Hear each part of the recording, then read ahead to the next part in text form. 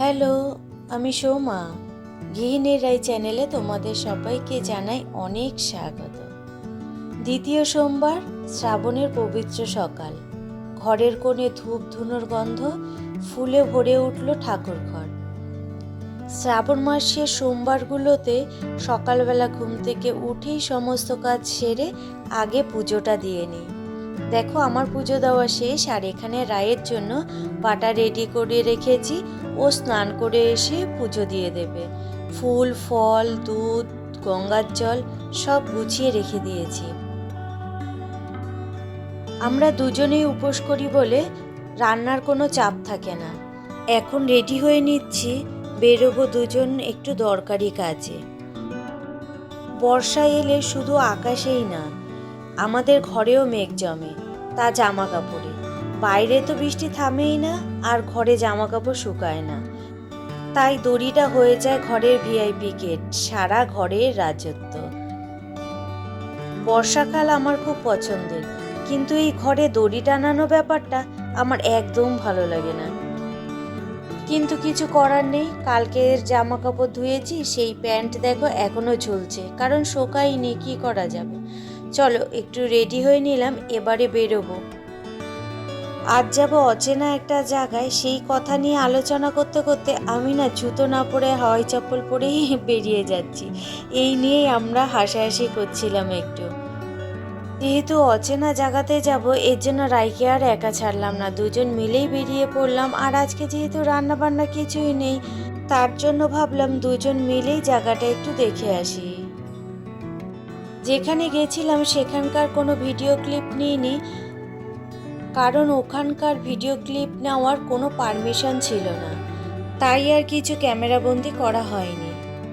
সকাল থেকে ওয়েদারটা ভালো থাকলেও বাড়ি আসার পর দেখছি প্রচণ্ড মেঘ করেছে। সকালে কিছু জামা কাপড় কেচে দিয়েছিলাম, সেইগুলোই শুকিয়ে গেছে। আজ সূর্যি মামা ভালোই রোদ দিয়েছিল সকালে, সব জামা কাপড়ই শুকিয়ে গেছে, তাই এগুলো তুলে নিচ্ছি। আর এখন প্রচণ্ড মেঘ করেছে, এখন মনে হচ্ছে একটা বৃষ্টি নামবেই। বর্ষাকালে স্কুলের দিনগুলো ছিল বেশ মজার। বর্ষা মানেই তখন ছিল অন্যরকম এক আনন্দ। রেনকোট ছিল ঠিকই, কিন্তু কে পরে সেটা? ভিজে ভিজে স্কুল যেতাম, যেন বৃষ্টির সাথে এক টুকরো বন্ধুত্ব। স্কুলে গিয়ে ভিজে জামা কাপড়ে বসলে স্যার ম্যামরা রাগ করতেন না, বরং ছুটি দিয়ে দিতেন। যাও, বাড়ি যাও, ঠান্ডা লেগে যাবে। তখন খুব ভালো লাগতো। হাঁটু জল পার হয়ে জুতো জামা কাদা মাখা করে হাঁটতে হাঁটতে যখন বাড়ি ফিরতাম, মনে হতো যেন আমরা কোনো অ্যাডভেঞ্চারে বেরিয়েছি। তখনকার সেই ভেজা দিনগুলো আজও শুকোয় না মনে। কতই না ভালো ছিল ওই দিনগুলো। ছোটবেলা যেভাবে ভিজতাম, আজও মনটা ঠিক তেমনি ভিজতে চায়। এখন দায়িত্বের ছাতা মাথায়, কিন্তু মনটা এখনো খালি পায়ে জল জমানো রাস্তায় ছুটে যেতে চায়। তখন সর্দি কাশির ভয় ছিল না, শুধু ছিল আনন্দ। চলো একটা জিনিস দেখাই। এই দেখো, এটা হলো নতুন একটা শাড়ি। এটা আমাকে গিফট করেছে আমার দিদি। শাড়িটার ব্লাউজ বানাতে দেব, তাই ভাবলাম তোমাদের সাথে একবার শেয়ার করি। কেমন হয়েছে শাড়িটা তোমরা কিন্তু বলো। পুজোর সময় শাড়িটা পরবো, এখন থেকেই যদি ব্লাউজ বানাতে না দিই, তাহলে পুজোর আগে আর ব্লাউজ তৈরি করে দেবে না। এটা হলো আঁচল, আর ভেতরের শাড়িটা নীল রঙের। নীল কালারটা আমার খুব পছন্দের কালার, কিন্তু সেটা এই নীল নয়। আমার যেই কালারটা পছন্দ সেই কালারের নীল রঙের শাড়ি কিন্তু আমার নেই। যাই হোক, দুধের স্বাদ ঘোলে মেটাতে হবে। আর এটা হলো আঁচল, আর পুরো শাড়িটা এই নীল রঙের। আর এটা হলো পাড়। আঁচলটা রানী কালার আর শাড়িটা নীল কালার। বলো তো শাড়িটা কেমন হয়েছে?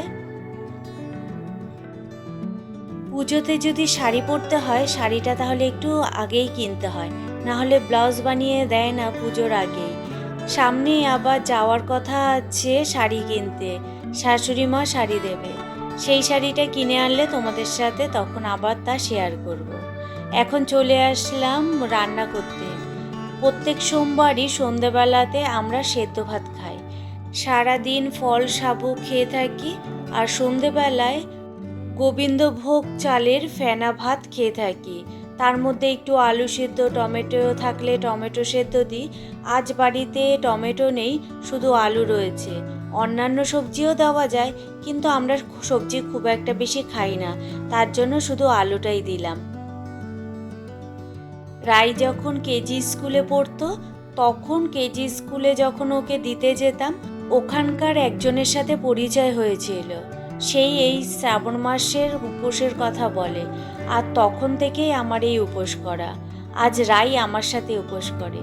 দিনগুলো কিভাবে যেন চলে যায়, তাই না? চালটা ভালো করে ধুয়ে নিলাম। এবারে এর মধ্যেই দিয়ে দিলাম আলু সেদ্ধ। আস্ত টমেটো নেই, শুধু এর জন্য আলু সেদ্ধই দিলাম। আর এর মধ্যে দিয়ে দিলাম গোটা কাঁচা লঙ্কা, আর দিয়ে দিলাম লবণ। এটা কিন্তু সন্দক লবণ। আজকে ঘরে খাওয়ার যে লবণটা, সেইটা কিন্তু খাওয়া যাবে না, এই সন্দক লবণ দিয়েই খেতে হবে। গোবিন্দভোগ চালের ফেনা ভাত, সাথে আলু সিদ্ধ, আর সাথে হলো ঘি। তাহলে কেমন লাগে খেতে বলো? আমাদের তো বেশ লাগে খেতে। তোমরা কারা কারা এই খাবারটা খেতে পছন্দ করো, কমেন্ট বক্সে কিন্তু অবশ্যই জানিও।